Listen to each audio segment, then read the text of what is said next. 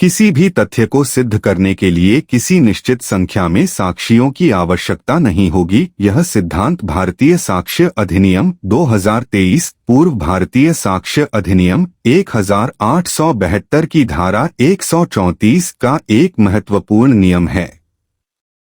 इसका अर्थ है कि किसी तथ्य को सिद्ध करने के लिए कानून 2, 3 या अधिक साक्षियों की अनिवार्यता नहीं करता। यदि एक साक्षी विश्वसनीय है तो उसका साक्ष्य पर्याप्त हो सकता है।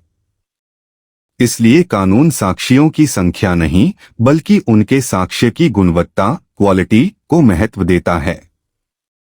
सिद्धांत का अर्थ। कानून यह नहीं कहता कि किसी तथ्य को सिद्ध करने के लिए निश्चित संख्या में साक्षी होने चाहिए। न्यायालय यह देखता है कि साक्षी सत्य बोल रहा है या नहीं, उसका बयान विश्वसनीय है या नहीं तथा वह घटना का सही वर्णन कर रहा है या नहीं। सरल भाषा में, एक सच्चा साक्षी 10 झूठे साक्षियों से अधिक महत्वपूर्ण होता है। उदाहरण, यदि सड़क दुर्घटना को केवल एक व्यक्ति ने देखा और उसने ईमानदारी से घटना बताई तो उसकी गवाही पर्याप्त हो सकती है। लेकिन यदि 5 साक्षी अलग अलग और विरोधाभासी बयान दें तो न्यायालय उनकी गवाही अस्वीकार कर सकता है। कानून इस नियम को क्यों मानता है? कई घटनाओं के समय केवल एक ही व्यक्ति उपस्थित होता है। केवल एक साक्षी होने के कारण न्याय से वंचित नहीं किया जा सकता। अधिक साक्षियों का होना सत्य की गारंटी नहीं है। न्यायालय का उद्देश्य सत्य की खोज करना है, गवाहों की गिनती करना नहीं। इसलिए न्यायालय विश्वसनीयता, सच्चाई और निरंतरता को अधिक महत्व देता है।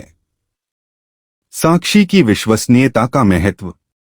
न्यायालय यह देखता है, क्या साक्षी ने घटना स्वयं देखी या सुनी?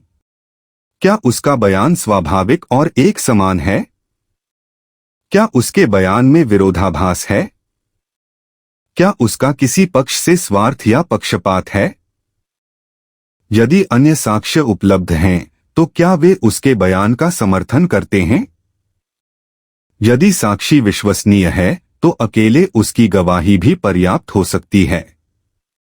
क्या एक साक्षी पर्याप्त है? हाँ। यदि न्यायालय को एक साक्षी की सत्यता पर पूरा विश्वास हो जाए, तो उसी के आधार पर दोष सिद्धि या निर्णय दिया जा सकता है।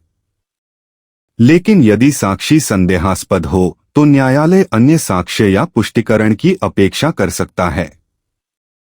कब पुष्टिकरण आवश्यक माना जाता है?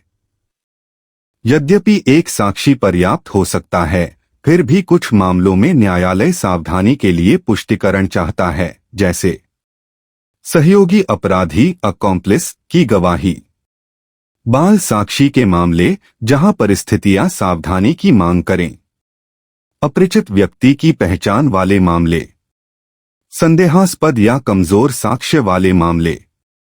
यह सावधानी का नियम है, कानून की अनिवार्यता नहीं। Case study Vadivelu Thevar v State of Madras 1957। इस मामले में सर्वोच्च न्यायालय ने कहा कि साक्षियों को 3 श्रेणियों में बांटा जा सकता है। पूर्णतः विश्वसनीय, ऐसे साक्षी की अकेली गवाही पर्याप्त है। पूर्णतः अविश्वसनीय, ऐसे साक्षी की गवाही अस्वीकार की जाएगी। न पूर्णतः विश्वसनीय न पूर्णतः अविश्वसनीय, ऐसे मामलों में न्यायालय पुष्टिकरण खोजेगा। न्यायालय ने स्पष्ट किया कि कानून किसी निश्चित संख्या में साक्षियों की मांग नहीं करता। वास्तविक कसौटी साक्षी की विश्वसनीयता है। सरल समझ, यदि एक साक्षी पूरी तरह सच्चा है तो उसी के आधार पर निर्णय दिया जा सकता है।